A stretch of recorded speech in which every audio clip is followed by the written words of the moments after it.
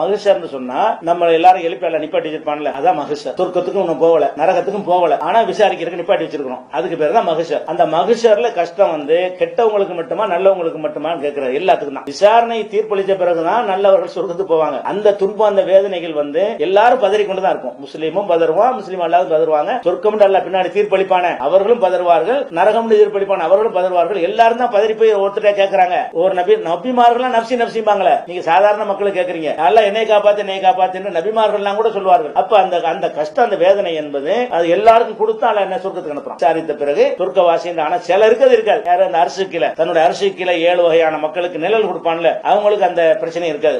சொகுசா உட்கார்ந்துட்டு விசாரிச்சு சொர்க்கத்துக்கு போயிருவாங்க. அதுல நம்ம இருந்தா அது இருக்காது. தவிர பாக்கி அந்த 7 கூட்டத்தில் சேரலன்னு சொன்னா அந்த மகிஷருடைய அதாவை எல்லாரும் அனுபவிச்சு தான் ஆகணும். யாரா இருந்தாலும் அனுபவிக்கணும். சொர்க்கத்துடைய முதல் கிரேடுக்கு நீங்க போராளா இருந்தாலும் சரி, அதை அனுபவிச்சுட்டு தான் என்ன செய்யணும், போக முடியும். அப்படிதான் செஞ்சு